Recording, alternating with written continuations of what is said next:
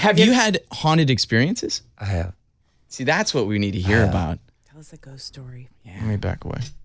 I just went on a ghost hunt last super- week, and it was my birthday. My wife took me out to this haunted B&B, so we're like super intrigued by these stories now.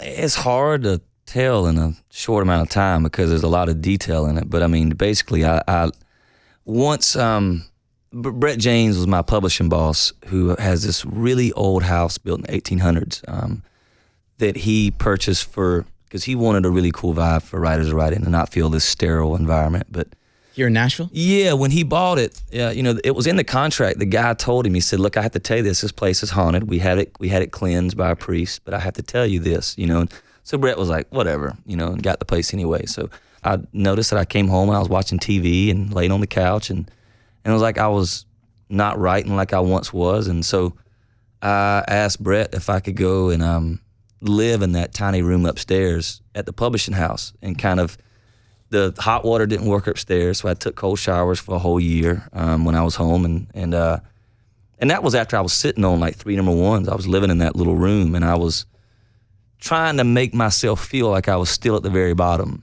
To work harder. And I wrote the whole Wild Ones record during that time. But about a few months into it, I started having like little stuff, little by little. The lights coming on and off, that kind of thing. But nothing where, it was things where I was like, that's just whatever.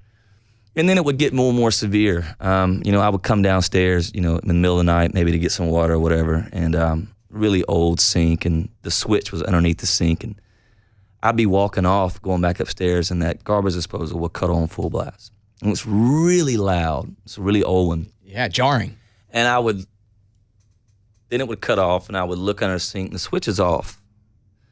And I mean, every hair is just standing up, on my arm, thinking about it, and then I left, and I'd go to walk, and it cut back on. Stuff like that started happening. And then all the sensors, like I'd be in the house, and the motion sensors, unless you walked in front of them, they wouldn't go off.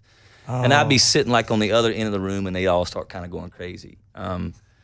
And then, one night I was laying in my bed, and I told Sean around this time, my manager, I was like, hey, if you don't mind, kind of start checking around town for a place for me, because I think I might get one soon. And Get one soon. I remember laying in my bed one night, and this is clear, so clear, right by my head. I lived in this tiny little room. I was sleeping on a twin mattress, and right by my head, I was hearing a broom sweeping. Oh, hell no. For about 5 seconds, and I sat up in my bed, and I sat there for 2 or 3 seconds, just in dead silence, and just, did I really just hear a broom?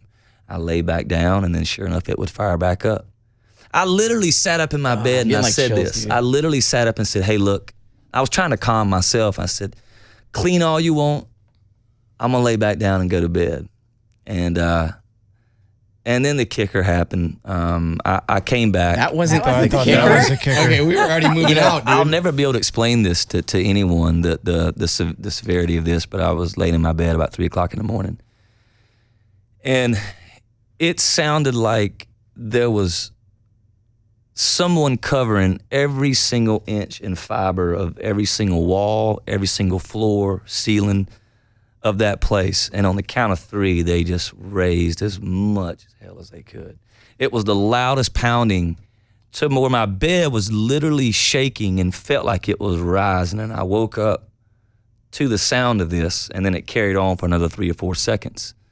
Scariest thing I've ever experienced. And it took me about 20 minutes to finally like open the door and walk downstairs. But with the sounds that I heard, that whole place would have been completely torn apart. It was like someone was setting bombs off in the house.